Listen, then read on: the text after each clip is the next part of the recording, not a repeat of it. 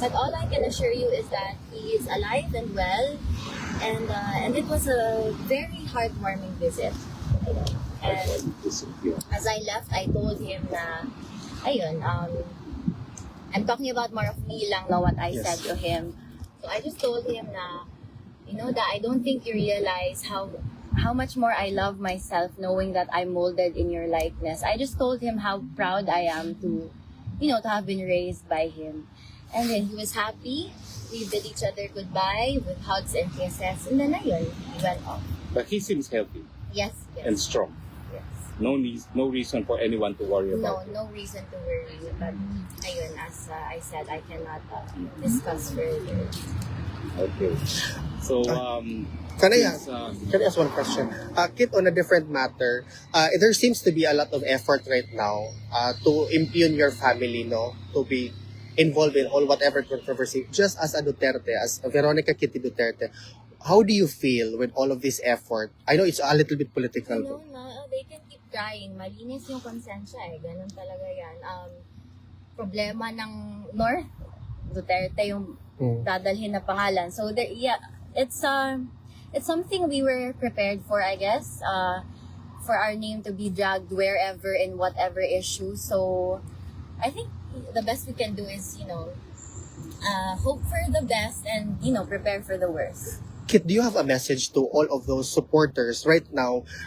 Because the confirmation of charges hearing were postponed, but still supporters, I believe, will still come here with respect to mga prepared na mga events. What's your message to the supporters of your father? Yes, to those supporters who still plan on coming here, of course, I cannot tell you not to come kung gusto niyo talaga, but ayun, I would just like to extend my heartfelt and everlasting gratitude to all of you for sticking it through until now. It's been 5 months. Almost 6 months. Almost 6 months, half a year. So it's a pretty long time, and for hindi naman nila nakakasama si PRD on the daily, but that amount of support, of course, it's overwhelming now. Wow, there are people who love him and respect him this much. So as his daughter, who also loves him dearly, I would like to thank you, and that this is something that as a family we would never ever forget.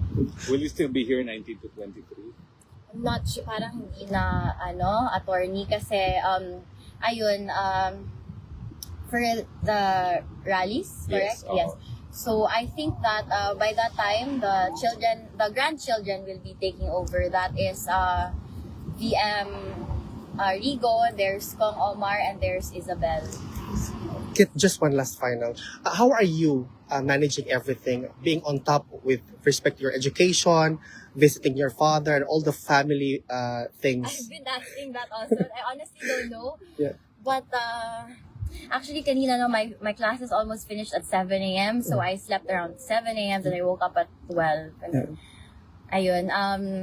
Diretso na. I'm asking because you serve as an inspiration to a lot of Filipinos. I think it's just a matter of how much you want it, how much you love what you're doing, and how much you love, it's not me, how much I love my dad. So it's just a matter of how much you want it, how much you wanna, how far you wanna go for it. Yeah. Thank you, Kitty. Thank you. Hi, Mom, Kitty. you have time for pictures? No? Hi, Kitty. I have one Uy, question. may baby. Ay, Yeah. I have one question. Yes. Yeah, I'm saying na ako, ha? Like, Sige, ma'am. nakita na ko sa RTL News that imong kadong papa kay nagsakit daw pero di lang daw pa known nga unsa ang Actually, sakit. he's 80, ma'am. Of course, pag 80 ka, you have like ailments, a lot of ailments, no? Sakit ng likod, may diabetes. So, I think it's yung mga normal ailments for an 80-year-old, di naman yung something that we have to really worry about. Yeah, sa RTL News sa Netherlands. But for an 80-year-old, he is pretty strong. Yeah. Minsan, nakikipag-racing pa siya sa tungkod niya. So, he's fine. It's fine. That is Yes. Thank you, Kit. So you have time for